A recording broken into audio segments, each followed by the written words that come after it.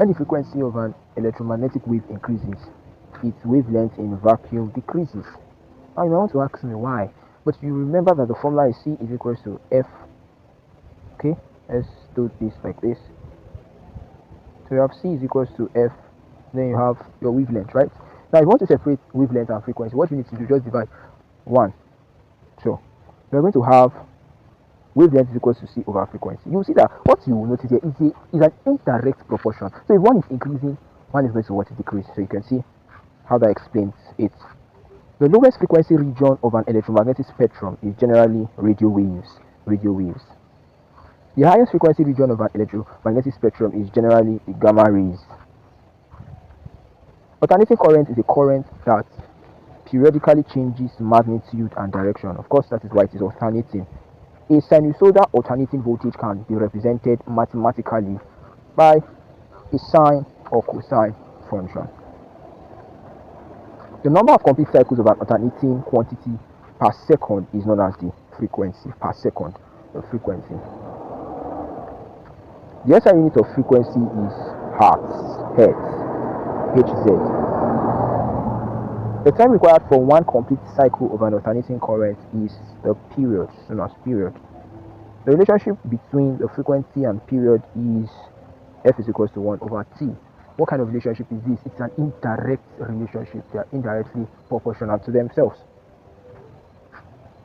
The maximum value reached by an alternating voltage or current is known as the amplitude or peak value. The root mean square value of an AC quantity is related to its peak value. In a purely resistive AC circuit, voltage and currents are in phase. In a purely inductive AC circuit, the current lags the voltage by 90 degrees. In a purely capacitive AC circuit, the current leads the voltage by 90 degrees. The opposition offered by an inductor to alternating current is called inductive reactance. The opposition offered by a capacitor, same definition. The only thing is that one is inductor, one is capacitor. Capacitance, capacitive reactance. Inductive reactance increases when the frequency of an AC supply increases. The capacitive reactance decreases when the frequency of an AC supply increases. You can see the difference. One is directly proportional, the other is inversely proportional. Please take note of that. The total opposition to current in an AC circuit containing resistance and reactance is called impedance. So impedance is reactance and resistance. You know, resistance is opposition, reactance too is still opposition. When you now combine oppositions together, what do you get? Impedance. What's impedance? The SI unit of impedance is ohm. Alright. Which expression correctly? Now the next 30 questions is just going to be basically formulas that you should know, but they have been structured in exam format. Of course, you can still come across these questions. Which expression correctly represents Coulomb's law for 2-point charges? Option A. Of course, remember option A. In the expression, F is equals to, this is Coulomb's law, that's the expression there. K represents the what? The Coulomb's constant. Remember, K is the Coulomb constant. So you can see, so I tell you to just, what is the formula? You can see the question like that. So tell you, Q is what? R is what? So don't just know formulas and you will not know what each of those parameters represent. Okay? 1, 2, 3. The electric field due to a point charge Q at a distance R is given by E equals to KQ over R square. Which expression represents electrical potential due to a point charge? The relationship between electric field and electric potential in one dimension is represented by, let's see, this one is now leading us to differentiation. Which expression correctly represents electric potential energy of 2 point charges? The electric dipole moment is given by P equals to QD. Remember, opposite charge, but what to have a distance. The magnitude of torque on an electric dipole in a uniform electric field is given by T equals to PE sine theta. The electric potential energy of a dipole in a uniform electric field is expressed as the negative. The negative. Of course, when you differentiate sign, get negative cos, right?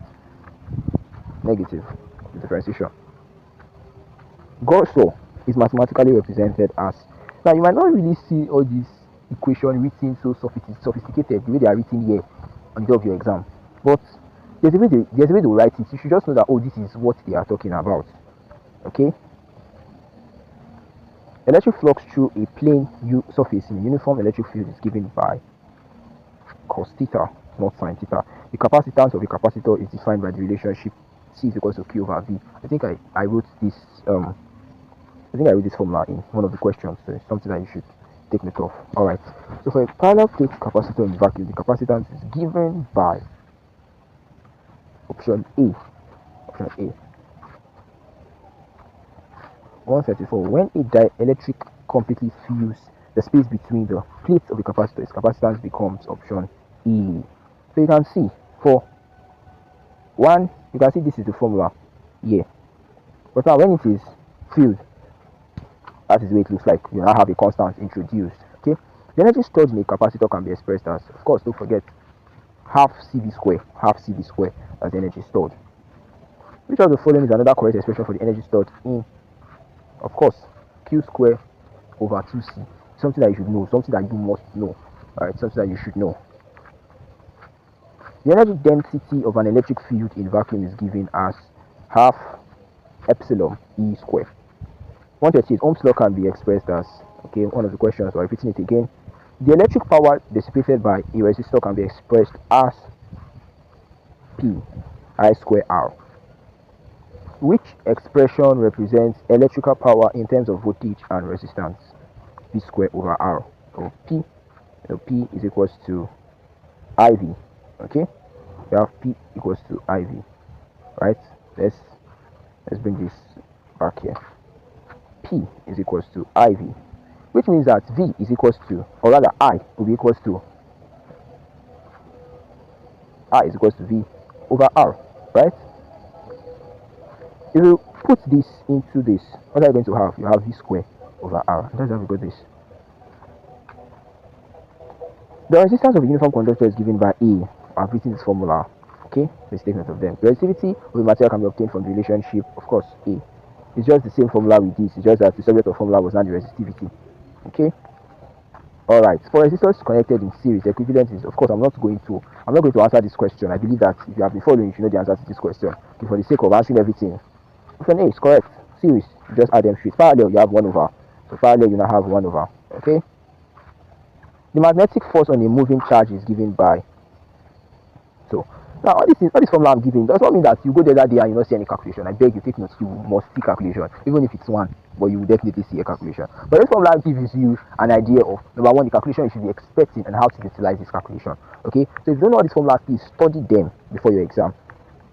The force on a current carrying conductor in a magnetic field is expressed as, oh, this formula, very sweet formula, L sin theta. The magnetic flux through a surface is given as this. This question has been repeated before. Coming again, which means you should take note of it. Option A is correct. Please let me remove this. So, option A. Faraday's law of electromagnetic induction can be represented by this. The energy stored in an inductor, you can see where is any empty energy stored. It's always half something square, half something square. Look at kinetic energy, half mv square. Look at the other guy, half cv square. Now look at this one, half li square. You can see. And now this is a very important question, and the last question for this revision video series for PHY111. The impedance. You know, impedance is what? Reactance plus resistance. So impedance is when we add reactance and resistance together. So if you add them together, impedance is represented as Z. Option A. So we're to the end of this video. Like I said earlier, if you have watched this video to this point, thank you for sticking around. If you have not subscribed, please do well to hit the subscription button. Most importantly, ensure you share this video with your classmates, share it with your friends, share it with your status, share it with your departmental group chat. Now to wish every one of you success in your PHY111 examination. Alright, so don't forget to reach out to me to access the material. Just in case, if you get to this point, it means that yeah, you are eligible for the material. Bye for now.